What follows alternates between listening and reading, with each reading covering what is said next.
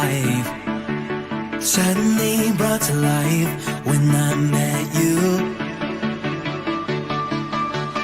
Reaching beyond the skies, running deep, stretching wide. Perfect love realized, here with you. Now this love is familiar, will never let go, never let go. Oh, and it's more than just words, love beyond my control, out of control. This is real love, this is real love. This is real love, this is real love. Oh.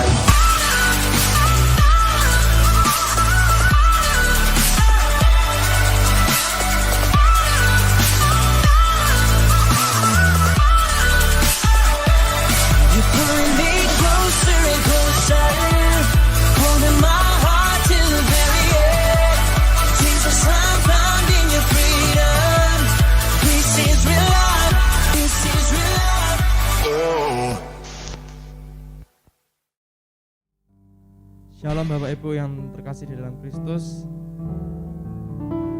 Ada sukacita pagi hari ini.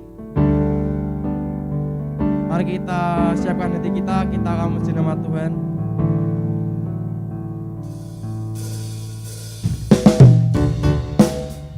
Mari Bapak Ibu semuanya, kita sorakan nama Tuhan.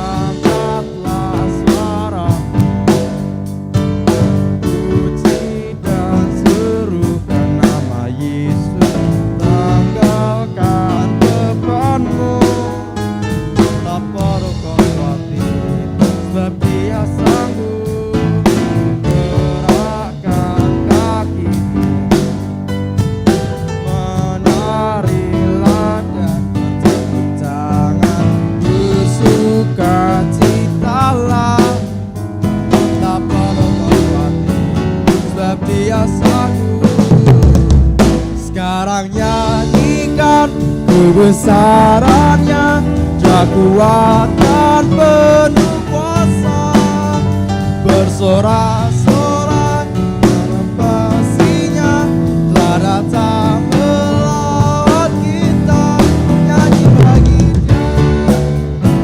Mari Bapak Ibu kita lebih semangat lagi memuji nama Tuhan. Angkatlah suaramu, puji dan serukan nama Yesus, tanggalkan bebanmu, tak perlu khawatir, sebab Dia sanggup. Gerakkan kakimu, menarilah dan bertepuk tangan, bersukacitalah, tak perlu khawatir, sebab Dia sanggup. Sekarang nyanyikan kebesarannya, kekuatan penuh kuasa, bersorak-sorai karena kasih-Nya telah datang melawat kita, nyanyi bagi Dia. Sekarang nyanyikan kebesarannya, kekuatan penuh kuasa, bersorak-sorai karena kasih-Nya telah datang melawat kita, nyanyi bagi Dia, nyanyi bagi Dia, nyanyi bagi Dia, nyanyi bagi Dia.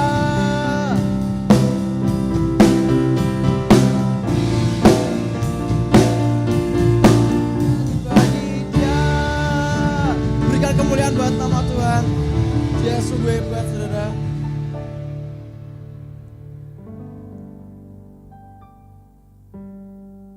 Tuhan, terima kasih Tuhan untuk saat ini Tuhan. semua anugerah-Mu. Dan saat ini kami akan meninggikan nama Engkau Tuhan. Kau yang berkati kami Tuhan. Kami percaya Tuhan, Kau hadir setiap hidup kami dan Kau menjamah setiap hidup kami Tuhan. Kami bersyukur Tuhan, menyalah seperti Engkau Yesus.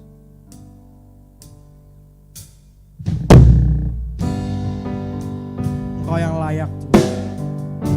Engkau yang mengatasi langit dan bumi. Dan ini kami penyembah-penyembah yang mau meninggikan nama-Mu lebih lagi Yesus.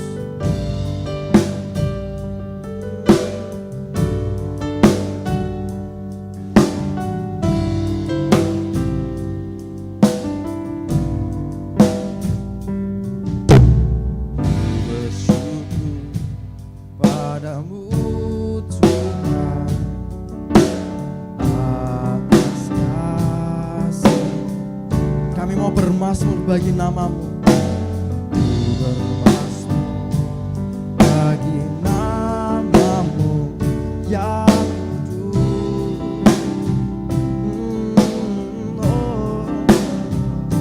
Sebab Engkau kebenaranku, padamu ku percaya. Betapa mulianya Tuhanku, ku rindu menyatakan tinggikan diri-Mu mengatasi langit. Kebesaran-Mu Tuhan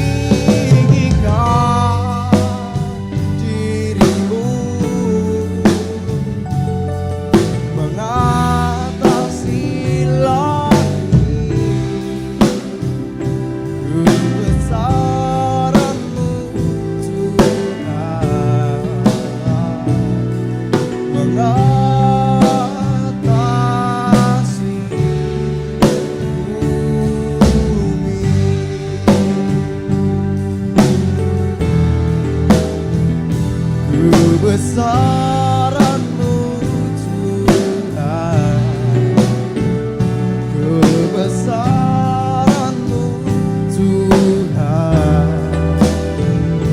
kebesaran-Mu Tuhan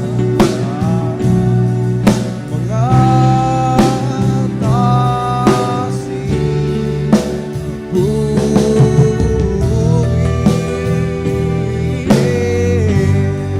kami tinggikan Engkau Tuhan di atas segala, hanya Engkau yang layak, hanya Engkau yang layak kami sembah, kami tinggikan Engkau yang berkuasa, Engkau yang berkuasa Tuhan, tiada yang lain, tiada yang lain. Oh, mari tinggikan Dia.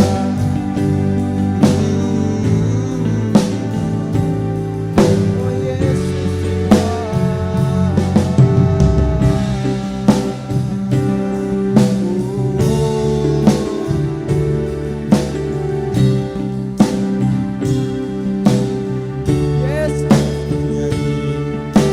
Hosana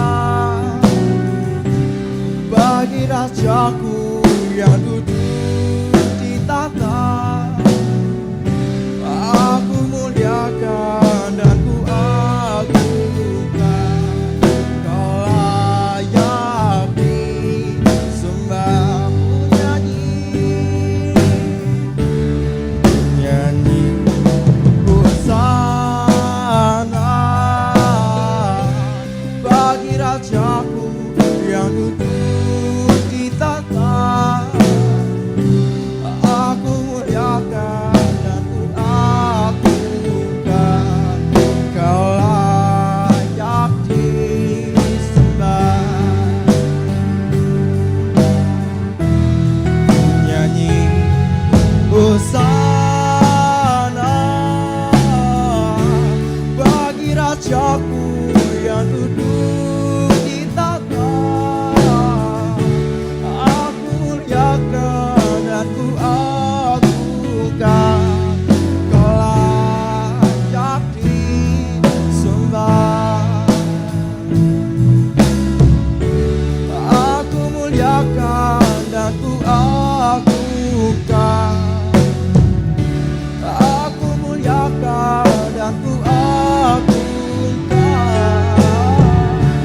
aku muliakan dan ku agungkan, Kau layak disembah.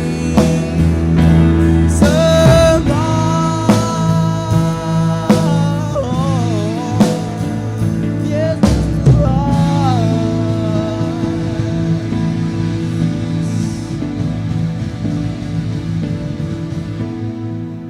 Engkau yang layak Tuhan kami sembah dan kami tinggikan. Kami bersyukur punya Allah seperti Engkau Tuhan. Kami selesai pada pagi hari ini Tuhan.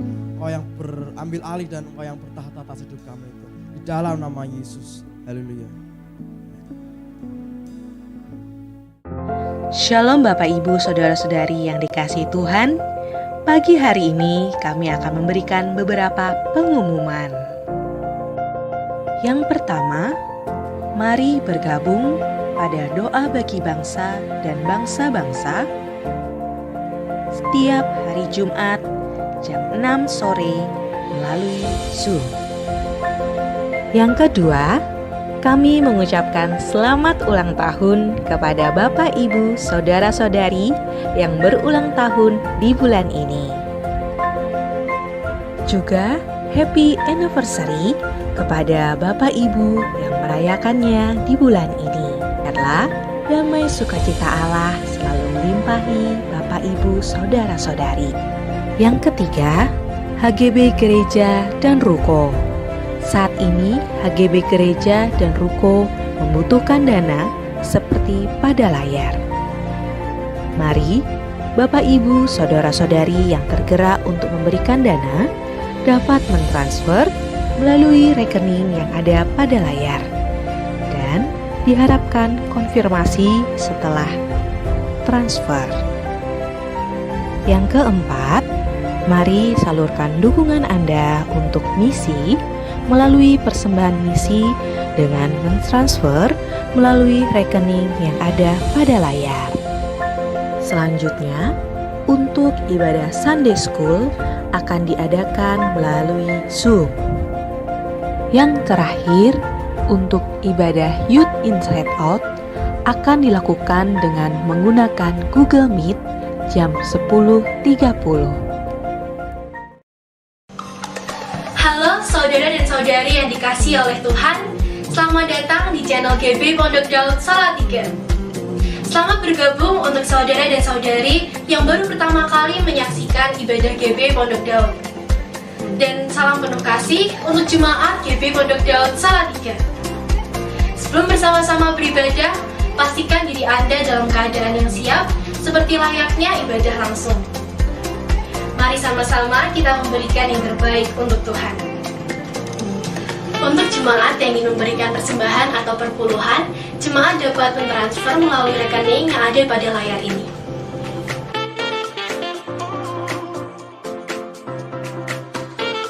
Baik, selamat beribadah, memuji dan menyembah nama Tuhan. Tuhan Yesus memberkati. Shalom Bapak Ibu Saudara semuanya, dimanapun Bapak Ibu Saudara berada. Bersyukur kita boleh bertemu kembali. Saya di sini ditemani beberapa rekan-rekan saya dalam sepelayanan. Kalau tidak ada, saya tidak tahu karena sudah sebelumnya diberitahu sama Pak David Surabaya untuk latihan, untuk kalau ngomong di depan kamera karena kita online lagi. Saya merasa ini kayak seperti tahun kemarin itu kan, kita kembali semuanya online dan tapi kita bersyukur kalau kita boleh bersama-sama tetap bersekutu walaupun dengan kondisi yang terbatas.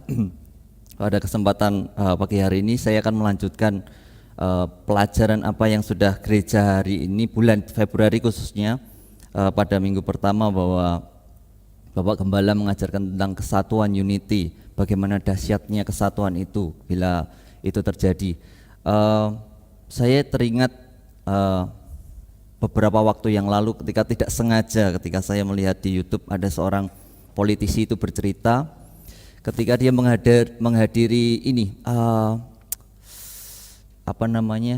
ketika Presiden Barack Obama itu dikukuhkan atau di apa istilahnya bukan ditahbiskan ya jadi dia datang ke Amerika, diundang ke Amerika, terus ada seorang Amerika itu istilahnya itu merendahkan Indonesia. Jadi dia bilang seperti ini, kalau kamu mau belajar demokrasi, belajarlah bersama-sama dengan belajarlah dari kami gitu kan ceritanya. Terus politisi ini membalas dengan sesuatu yang buat saya ini bijaksana sekali gitu kan. Dia cuma tidak menjawab ya atau tidak gitu, tapi dia membalas dengan satu komentar seperti ini. Kalau seandainya Barack Obama itu bukan seorang Kristen, apakah kamu akan memilih dia? Terus dijawab tentu tidak. Nah, kalau kamu mau belajar demokrasi, belajarlah dari Indonesia. Karena dari dari sebuah tempat mayoritas bukan Kristen pun pemimpinnya bisa Kristen dan lain sebagainya seperti itu.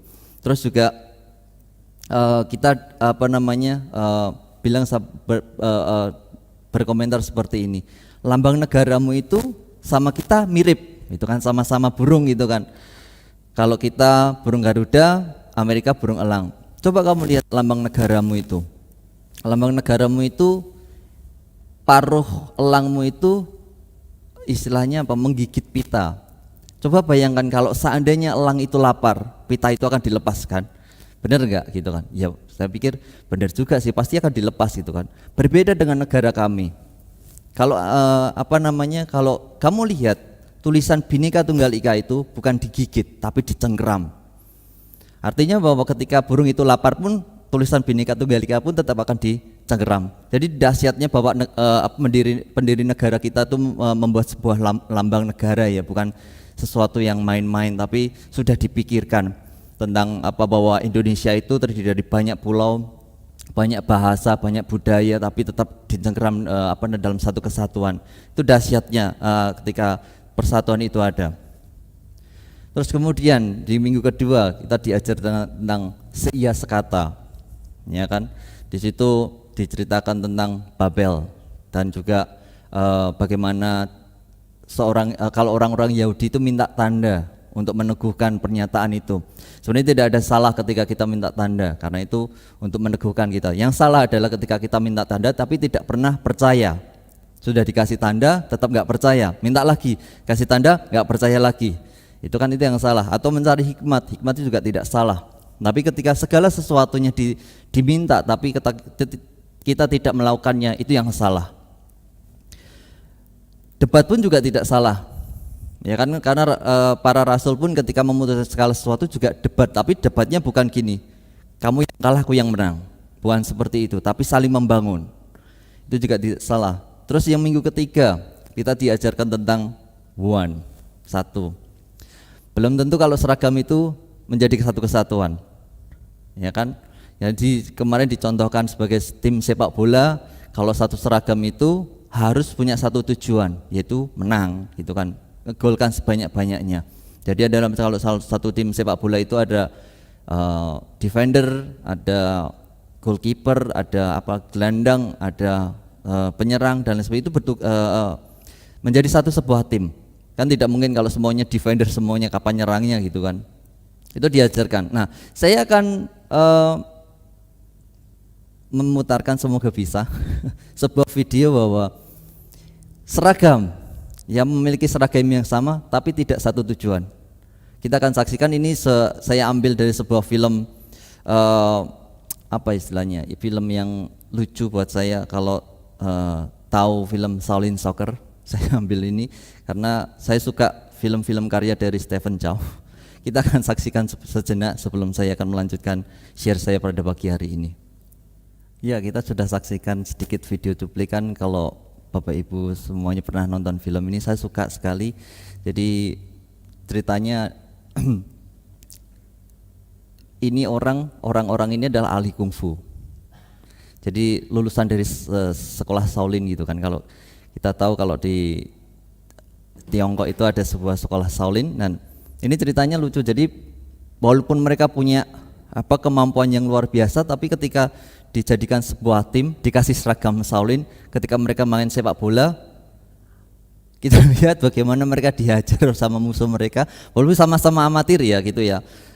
Tidak ada kesehatian, tidak ada punya gol apa, akhirnya mainnya bebas di situ. Jadi pada akhir cerita bahwa ketika tim ini memiliki dan paham tentang posisi mereka masing-masing, itu ya hasil akhirnya mereka juara, gitu kan, walaupun melawan sebuah tim yang istilahnya main curang lah, tapi mereka tetap juara. Dan saya suka untuk menonton film, dan beberapa kali nonton ini tidak bosan, gitu. Kita sudah diajarkan dalam 1 bulan ini tentang kesatuan, dan kalau sudah tahu, kalau sudah sekata, kalau sudah tahu kedahsyatan persatuan, kalau sudah harus seragam, terus apa selanjutnya? Dan saya akan sharekan sesuatu apa yang harus kita kerjakan hari ini sebagai sebuah gereja. Ya kan, 2 minggu yang lalu kita nyanyikan lagunya Jeffrey S. Chandra, bukan Jeffrey Kristianto ya, saya tidak mencipta lagu, tapi Jeffrey S. Chandra yang lagunya nyatakanlah lagi seperti dahulu. Kita sudah nyanyikan itu 2 minggu yang lalu, dan saya bertanya-tanya, dahulu itu kapan sih? Itu kan yang dimaksud ini, pencipta dahulu kapan? Berarti kan sebenarnya ada suatu pekerjaan yang sudah Tuhan kerjakan pada masa lampau, itu kan ceritanya seperti itu. Dan hari ini saya akan sharekan sedikit apa yang bisa kita kerjakan, perkara-perkara apa yang bisa kita kerjakan ketika kita sudah tahu, mengetahui istilahnya dalam tanda kutip teori-teori yang sudah dikerjakan di dalam bulan ini. Kita akan belajar dari sebuah sejarah. Kita akan belajar dari sebuah sejarah bagaimana Tuhan itu mengerjakan pekerjaan yang luar biasa. Dan saya pikir bahwa kalau Tuhan Roh Kudus atau Tuhan sendiri itu mengerjakan itu, dampaknya itu abadi. Ya kan, kalau kita berbicara tentang sebuah sejarah pasti akan dicatat di dalam sebuah buku atau di sebuah prasasti. Ya kan, kalau istilahnya kalau sejarah itu sejarah membawa dampak yang besar. Tapi kalau sejarah kecil-kecil kayak saya lahir tahun 87 itu kan tidak perlu dicatat, catat di kakak saja sudah cukup gitu kan.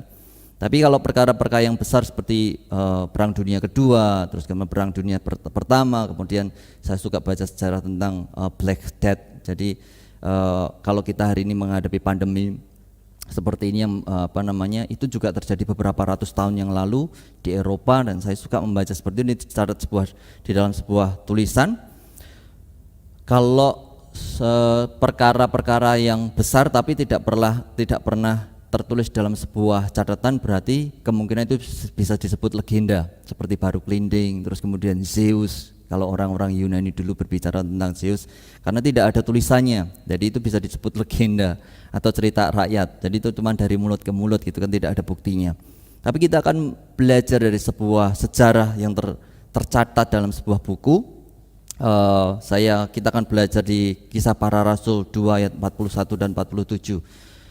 Saya ketika membaca cerita ini, bagaimana Tuhan itu mengerjakan pekerjaan yang hebat gitu kan, dan ini doa kita bahwa itu terjadi lagi. Kalau tidak ya kita akan muter-muter di perkara-perkara yang kecil seperti itu. Kita akan belajar dari Kisah Para Rasul 2 ayat 41 dan sampai 47. Saya akan membacakan firman Tuhan pada pagi hari ini.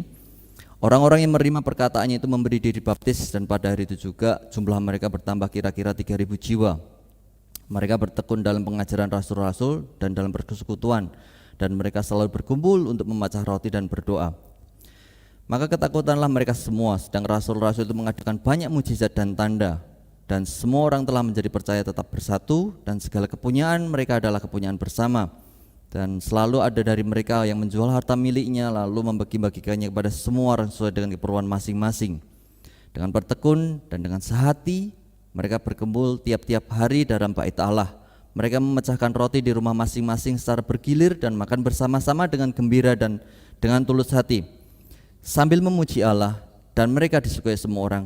Dan tiap-tiap hari Tuhan menambahkan jumlah mereka dengan orang yang diselamatkan. Ini adalah cerita setelah Rasul Petrus berpidato. Jadi banyak orang bertobat. Nah, saya pikir bahwa perkara Tuhan itu terjadi ketika jemaat Tuhan atau orang-orang diselamatkan itu bersatu.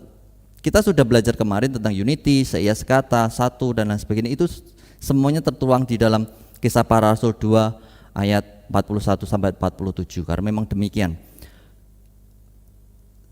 Apa yang saya siarkan hari ini bukan bersifat pribadi, tapi kita akan belajar secara korporat, secara gereja, bagaimana gereja itu bertumbuh. Dan saya pikir bahwa ini benar-benar gereja, bagaimana Tuhan itu mengerjakan. Karena kan tiap-tiap hari Tuhan menambahkan jumlah yang diselamatkan. Ya, kita kan belajar sedikit mengenai gaya hidup jemaat mula-mula ketika gereja itu pertama kali berdiri. Ya kan, kita tahu bahwa ketika Tuhan Yesus naik ke surga, murid-murid itu tidak boleh keluar dari Yerusalem sebelum Roh Kudus itu hadir.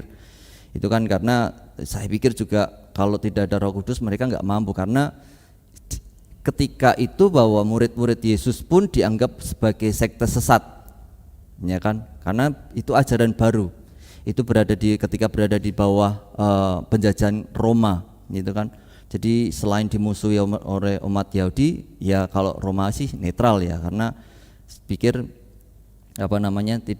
kelompoknya masih kecil. Dan ketika Tuhan Yesus bilang bahwa tidak boleh keluar dari Yerusalem sebelum penolong itu datang, dan ketika Allah Roh Kudus itu hadir, mereka boleh keluar. Dan ada satu kejadian yang dahsyat, ya kan, mereka yang takut ketika Petrus dulu ditanyain, kamu termasuk ini ya, kamu ada murid dia ya, dia bilang enggak, bukan aku.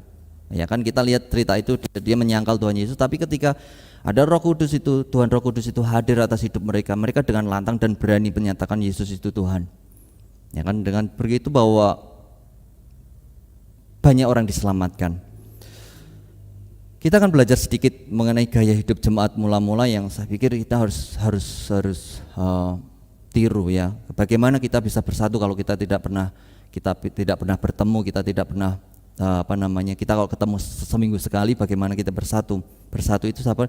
Jadi bukan hanya bersatu tapi juga ada kesehatian, karena di sini di ayat 44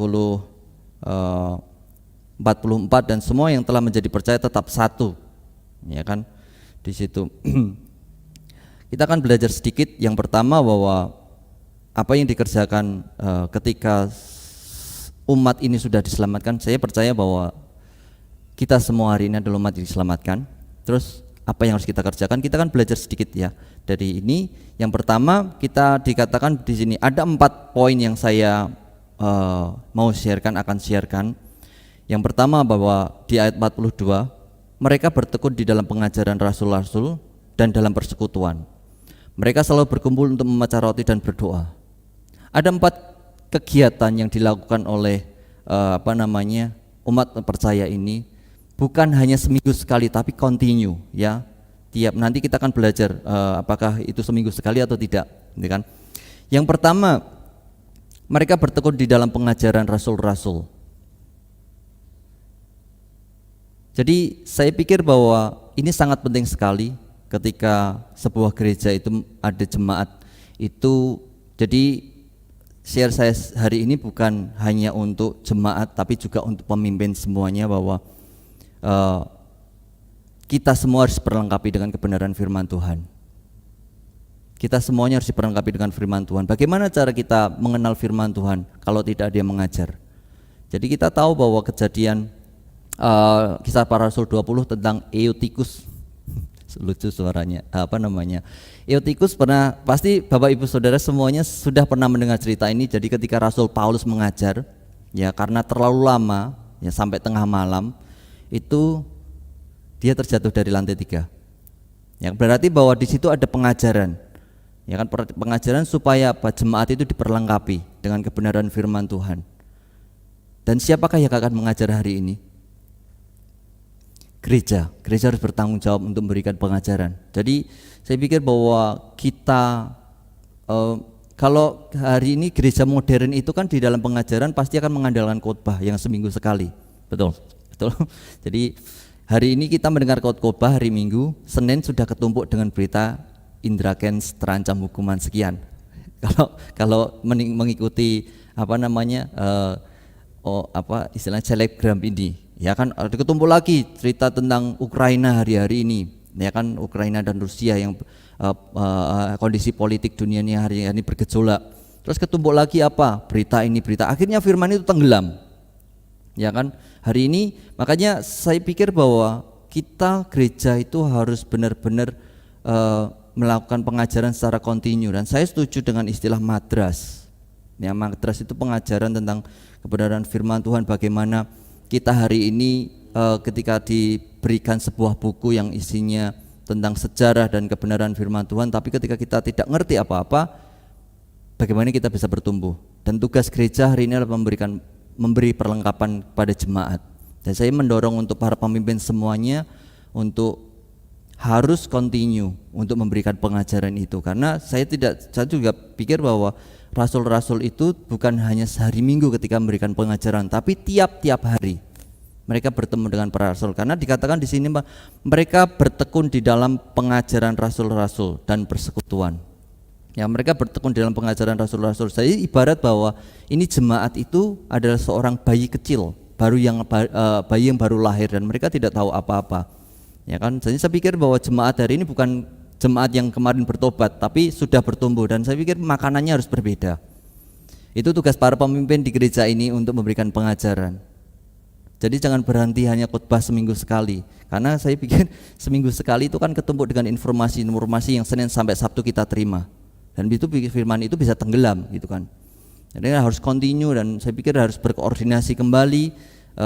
Kita sudah hari ini dipermudah. Kalau dulu zaman para rasul tidak ada Zoom, ya kan, tidak ada video call by WhatsApp, semuanya berkumpul di bait suci ataupun di sinagog. Mereka harus dari dimanapun rumah mereka mungkin ada, kalau sinagognya di sini mungkin dari Ungaran, mungkin dari Suruh gitu kan, mereka harus datang, tidak bisa kalau by phone, karena memang tidak ada. Apalagi di dalam kondisi mereka tertekan di situ. Ya, saya pikir itu yang harus kita kerjakan untuk memberikan pengajaran tentang kebenaran firman Tuhan, sehingga firman itu tiap minggu diberitakan dan iman kita semakin bertumbuh, dan saya pikir juga akan semakin berani untuk memberitakan nama Tuhan. Ya kan di situ. Jadi ini untuk para pemimpin dan untuk kita memberikan pengajaran tentang kebenaran firman Tuhan di situ untuk menjadi makanan bagi jemaat. Yang kedua, selain mereka bertekun di dalam pengajaran rasul-rasul, ada persekutuan. Ada persekutuan, artinya bahwa mereka itu bersekutu bersama-sama, dan bersekutu itu artinya koinonia. Koinonia itu bukan yang ada di dekat rumah saya di Kembang Harum. Koinonia itu adalah sebuah persekutuan, artinya mereka berkumpul bersama-sama. Dan apa yang mereka lakukan bukan menggosip, saudara, tapi saling menguatkan. Itu yang harus dilakukan juga terhadap kita semuanya. Bagaimana menumbuhkan rasa persatuan kalau kita tidak pernah ketemu seminggu sekali? Ya kan tidak ada. Karena apa? Kita harus punya bukan hanya persatuan, istilahnya hanya sekedar bukan moto, tapi hanya kata-kata aku bersatu, tapi tidak ada kesehatian. Padahal di sini dikatakan bahwa mereka bersatu dan bersehati. Bagaimana cara menumbuhkan rasa sehati itu? Ya persekutuan itu yang mereka lakukan. Mereka lakukan persekutuan itu berkumpul bersama-sama, bukan hanya seminggu sekali, tetapi mereka tiap hari ketemu.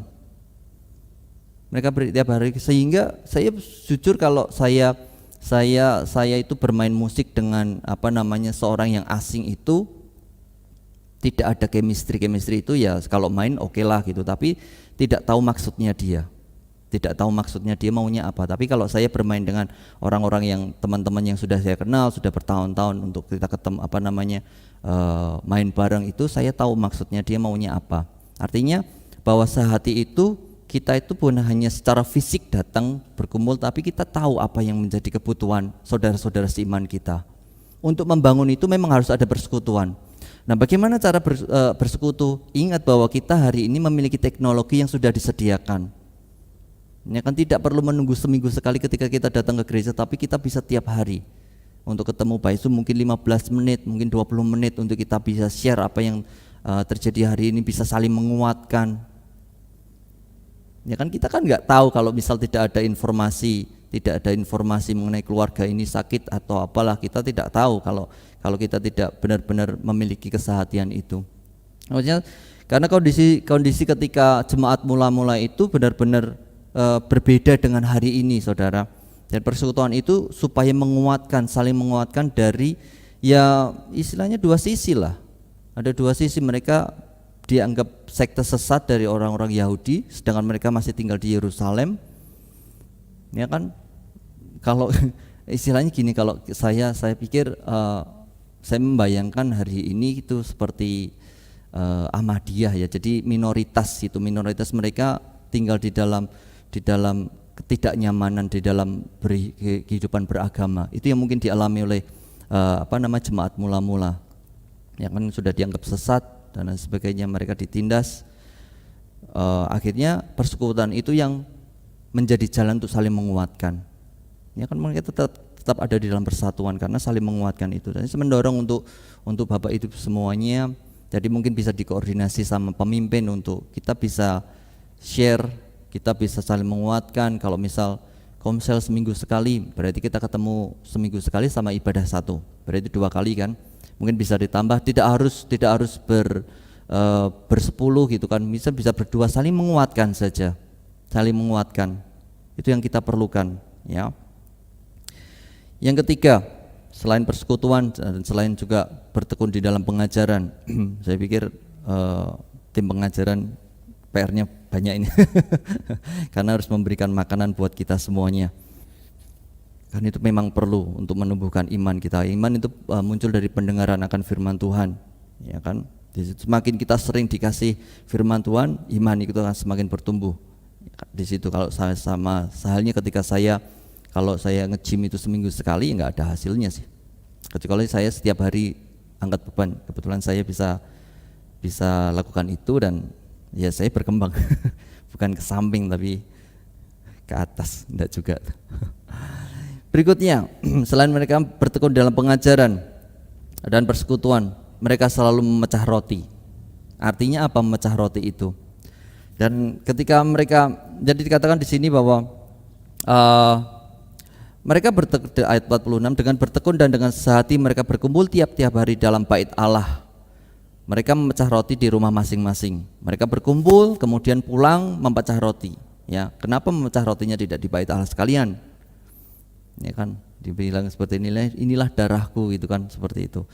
Yang dimaksud memecah roti itu bukan seperti itu. Kalau seandainya kita membayangkan memecah roti seperti halnya kita perjamuan kudus, ketika mereka melakukan di bait Allah, wah mereka bisa dirajam.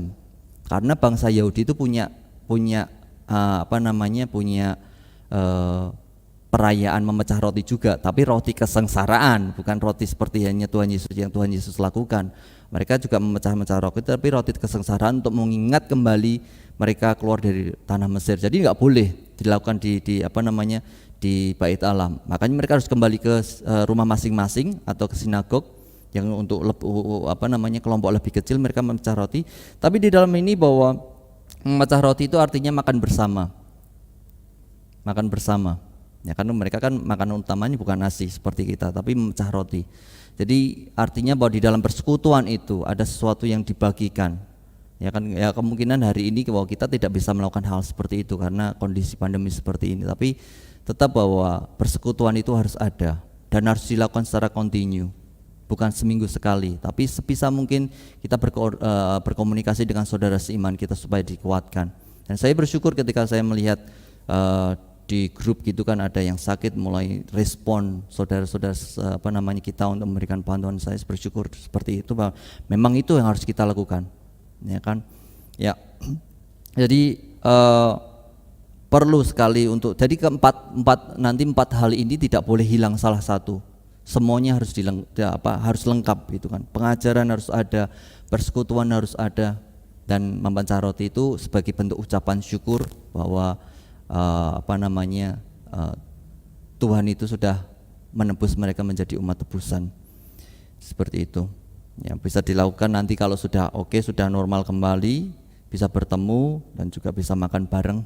Paling seneng kalau kayak gini. Jadi bukan kebalik-balik ya. Jadi ini step-step bagaimana Tuhan itu mengerjakan. Jadi itu bukan kayak pin itu kalau kebalik itu nggak bisa kebuka. Saya misal kalau membuka mau mengambil uang di ATM, kalau pin saya kebalik nggak bisa. Jadi ini tidak boleh hilang, tapi saling melengkapi dan berurutan. Kemudian yang terakhir itu doa. Itu doa. Dan ini juga tidak boleh hilang sama sekali doa. Artinya bahwa dengan kondisi hari ini bahwa kita semua butuh doa. Kita semua berdoa untuk saling mendukung satu sama lain. Mungkin hari-hari ini ketika kita kemarin 3 minggu kemarin diajar mengenai persekutuan, mungkin di dalam hati kita seperti halnya Pak David Surabaya itu bilang bahwa ada yang aku ini pendiam, tapi aku tuh ada yang aktif dan lain sebagainya. Mungkin bagi yang pendiam, saya pendiam.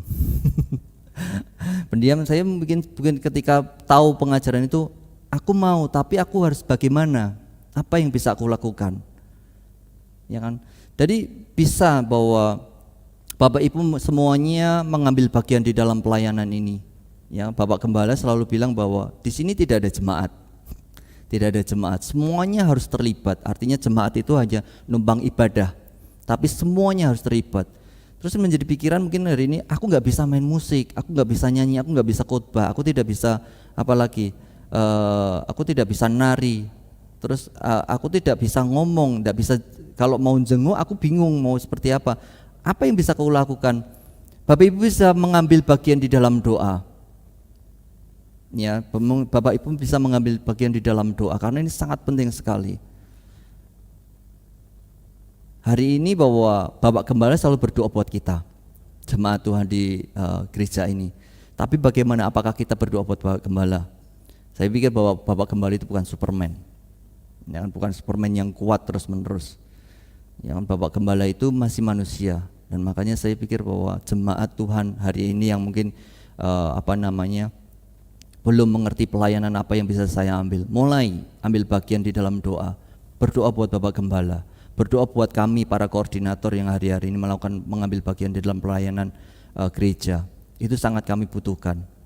Yang biarkan kami ini juga sebagai para pemimpin itu tidak berjalan sendiri, tapi kami punya support dari doa-doa saudara semuanya.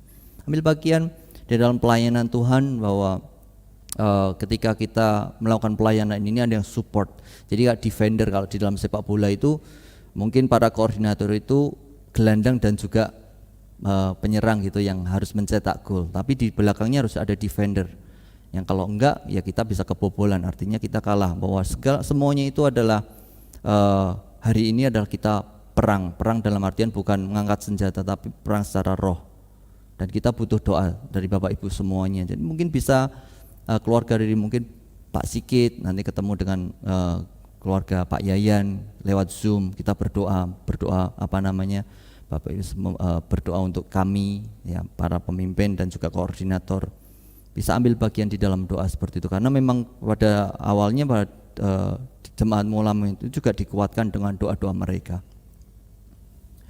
di situ. Jadi ada 4 hal yang harus kita kerjakan hari sebagai sebuah gereja.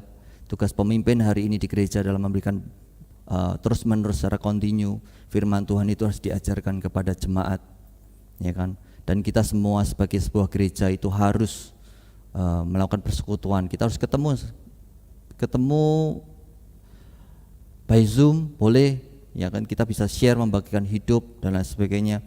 Jadi kalau kita belajar dari kitab tulisan Kisah Para Rasul, hidup para jemaat itu ekstrim, artinya ekstrim itu sampai seperti ini, bahwa kebutuhan hidup mereka itu tidak dipikirkan lagi. Bahkan mereka kan dituliskan ada di menjual harta mereka untuk dibagikan kepada orang miskin. Dan ketika kita belajar sejarahnya seperti ini bukan hanya secara teori, tapi mereka benar-benar mengerjakan. Dan para rasul selain mengajar juga memberikan teladan juga, ya kan. Kalau kita bersekutu selain ketemu kan kita bisa melihat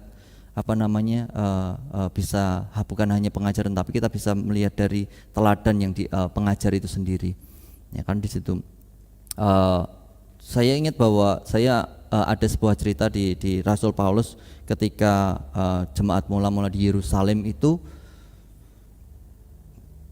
ada ini. Jadi ada 4 orang Yahudi yang sudah menjadi percaya, tapi mereka harus melakukan ini, karena kondisinya miskin. Mereka harus mengorbankan. Ya kalau tradisi Yahudi itu kalau kan kita punya mereka punya namanya korban penghapus dosa, korban penebus salah, korban pendamaian dan lain sebagainya. Mereka harus menyediakan domba, mereka harus menyediakan hewan ternak untuk dikorbankan, dan jemaat miskin ini tidak punya apa-apa untuk dikorbankan.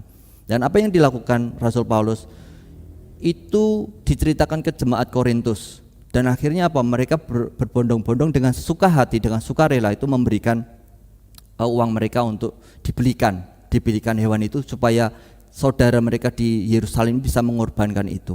Dan itu bisa kita kerjakan, bahwa hari ini ketika mungkin hari ini kita lihat bahwa perbedaan dari gereja modern dan juga gereja masa lalu, ya gereja mula-mula itu. Kalau gereja modern, apalagi kalau sudah besar ya, kalau misal ada orang yang sakit atau ada yang orang kesusahan, kebanyakan mereka mengambil uang kas dari gereja. Tapi kalau di dalam, sehingga uang yang gereja punya itu diberikan kepada yang tidak punya. Tapi kalau jemaat mula-mula tidak. Ketika ada saudara yang kekurangan, saudara yang miskin tidak bisa makan, wah mereka langsung berlomba-lomba untuk memberi. Artinya ada kedekatan seperti itu. Ada kedekatan di antara jemaat satu dengan yang lain. Bahkan di jemaat Korintus pun juga mengirim bantuan untuk gereja induk di Yerusalem.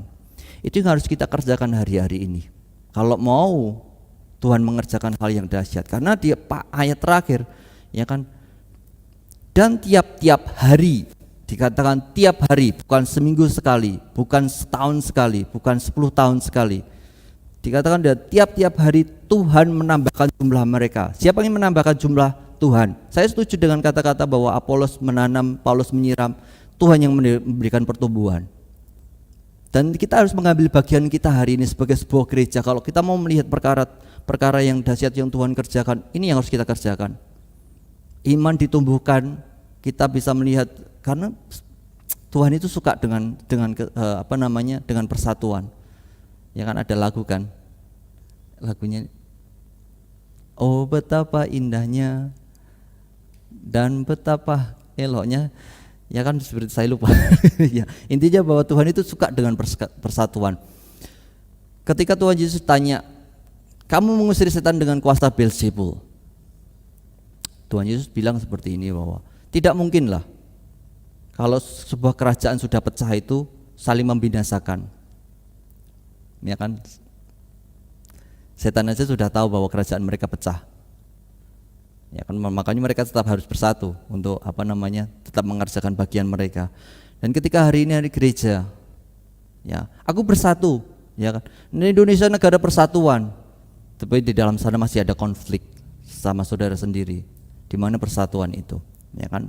Jadi kita harus hari ini kalau ketika kita mau melihat kuasa yang besar yang Tuhan kerjakan itu, kita harus tahu bagian kita untuk pelayanan ini. Ya, Bapak Gembala sudah siarkan kedahsyatan sebuah persatuan. Ya memang dahsyat gitu kan, karena Tuhan sendiri yang mengerjakan. Kalau Tuhan sendiri yang mengerjakan itu sifatnya abadi. Kalau kita yang mengerjakan itu temporary. Tapi kalau sudah Tuhan yang bertindak, itu dampaknya abadi. Bagaimana bisa membuktikan ini? Ini adalah cerita 2000 tahun yang lalu di abad pertama. Kemudian setelah tahun 70 sampai tahun 100 Masehi. Artinya bahwa kalau kita tarik hari ini di zaman kita tahun 2022, artinya hampir 2000 tahun. Dan itu masih Tuhan kerjakan hingga saat ini. Kalau memang mau Tuhan mengerjakan itu, ya kita harus memiliki kesehatian. Bagaimana cara mengenai kesehatian? Kita sebagai jemaat Tuhan harus berkumpul bersama-sama dan selalu melakukan persekutuan itu. Bukan hanya datang ke gereja, datang ibadah, kemudian see you next week. Tapi di dalam setelah itu kita harus tetap membangun hubungan bersama saudara seiman kita. Ya kan, saling dikuatkan. Mungkin ketika kita menghadapi hari-hari kita dalam pekerjaan, di dalam studi, di dalam aktivitas hari ini ada sesuatu yang membuat kita itu down. Ya, saudara yang harus menguatkan, saudara seiman lain yang harus menguatkan. Seperti halnya saya ketika saya bersama istri, kalau seandainya walaupun tinggal di dalam satu rumah tapi tidak ada persekutuan, saya nggak tahu kalau dia lagi ada masalah atau lagi dia down, saya nggak tahu. Tapi karena persekutuan itu kami ambil, kami sering ngobrol, dan dia hari ini melakukan sesuatu pekerjaan, dia mau belajar menjadi bukan bekerja tapi belajar untuk menjadi seorang digital marketing. Ya kan, dia selalu share, aku mampu nggak ya? Aku takut kadang-kadang seperti itu. Kalau seandainya kita tidak pernah berkomunikasi dan tidak pernah bersekutu bersama, ya saya nggak tahu apa dia down atau enggak. Ya kan, seakan fine aja, baik-baik saja, tapi ternyata di dalamnya itu ada sesuatu yang dia hari ini gumulin. Tapi ketika kita melakukan persekutuan sebagai sebuah keluarga, dia share sama saya, ya tugas saya cuma menguatkan, gitu kan. Saya bilang bahwa itu bukan bidang saya, tapi ya goalmu apa? Goalmu apa yang bisa kamu bisa kerjakan? Bisalah. Saya selalu mengumpamakan seperti ini. Kalau kamu melakukan sebuah usaha itu kayak kamu bangun rumah. Ya, kadang-kadang orang itu kalau sudah sedang membangun fondasi itu selesai nyerah karena nggak lihat bentuknya. Ya kan masih fondasi tanah diduduk, terus kemudian masih nata batu, kayaknya ngerjain sia-sia deh. Ya kan, akhirnya nyerah kebanyakan. Saya selalu coba kamu bayangkan kalau kamu hari ini sedang membangun fondasi, kemudian kamu lanjutkan terus-menerus walaupun tidak kelihatan hasilnya, kamu coba teruslah, nanti kan ada bentuknya. Kalau ketika sudah mulai mulai bentuknya, pasti kamu akan temukan semangat itu lagi. Apalagi kalau sudah rumah jadi gitu kan, nah itu kamu bisa tinggali dan kamu bisa tinggal secara nyaman di rumah itu. Itu kan yang kamu kerjakan hari ini. Tugas saya menguatkan istri saya ketika di persekutuan di dalam keluarga kami ini terjadi. Tapi ketika di dalam kehidupan gereja hari ini, saudara semua bisa mengambil bagian lewat Zoom paling mudah. Kalau WhatsApp itu kan semakin banyak orang kan semakin kecil itu gambarnya semakin kecil. Kalau Zoom kan tidak. Ya kan Zoom itu bisa sampai 300 sampai 400 mungkin 1000 masih bisa ya. Dan kita bisa berkumpul bersama-sama saling menguatkan dan firman dibagi setiap hari, iman muncul, dan saya pikir bahwa perkara besar itu akan datang. Itu yang bisa saya sharekan pada pagi hari ini untuk kita belajar bersama-sama untuk Tuhan mengerjakan perkara-perkara besar, karena saya yakin ketika Tuhan mengerjakan itu tidak ada yang bisa membendung. Ya kan, ketika sudah belajar dari sejarah itu sesuatu yang sudah terjadi, bahwa Tuhan itu menambahkan tiap-tiap hari menambahkan orang percaya. Bukankah itu goal kita hari ini? Ya kan, roti besar. Ya kan, kalau kita mengandalkan kekuatan kita sendiri, apalagi kemarin koordinator itu bingung bagaimana program apa yang bisa kerjakan, itu kan program apa yang bisa kita kerjakan untuk menjangkau mereka. Sebenarnya bukan program ya, program itu alat lah gitu kan. Tapi bukankah kita juga ada jemaat yang bisa dilibatkan? Ya kan, semua harus terlibat dalam pekerjaan ini. Jangan sampai jadi penonton, itu pesan Bapak Gembala. Jangan sampai jadi penonton rugi. Itu kan kita harus terlibat dalam dalam pelayanan ini. Itu yang bisa saya sampaikan pada pagi hari ini. Semoga menjadi berkat bagi Bapak Ibu semuanya, dan kita bisa mengerjakan bersama-sama supaya kita bisa melihat bersama-sama pekerjaan Tuhan itu nyata di dalam pelayanan dan kehidupan berjemaat gereja ini. Mari kita berdoa. Terima kasih. Kami mengucap syukur untuk pagi hari ini Bapa di surga yang kami sembah di dalam nama Tuhan Yesus. Berterima kasih untuk kasih setia Tuhan yang Tuhan limpahkan atas kami dimanapun kami berada. Kami minta bahwa Tuhan itu mengikat kami dengan kasih Tuhan, sehingga tidak ada satupun yang dapat memisahkan kami sebagai tubuh Kristus. Dan kami juga mengizinkan untuk Tuhan itu mengerjakan bagian Tuhan di dalam kehidupan kami sebagai sebuah gereja Tuhan. Biarlah untuk hari-hari ke depan ada perkara-perkara yang besar yang Tuhan nyatakan atas kami, dan biarlah juga kami semuanya mengambil bagian di dalam pelayanan ini, karena kami tahu bahwa kami ini adalah kawan sekerja dalam pelayanan Tuhan. Berkati jemaat-Mu dimanapun mereka berada Tuhan, kiranya Engkau memberikan perlindungan dan kesehatan atas mereka, memberikan kekuatan untuk masa-masa ini Tuhan. Biarlah Tuhan memberikan mereka hikmat untuk terus menghadapi masa-masa pandemi ini Tuhan. Kami percaya bahwa tangan Tuhan itu tidak kurang panjang untuk menolong kami. Terima kasih, di dalam nama Tuhan Yesus kami menyerahkan firman ini dalam tangan kuasa-Mu, dan biarlah ini menjadi berkat bagi jemaat di Pondok Daud ini Tuhan. Kami berdoa mengucap syukur. Amin.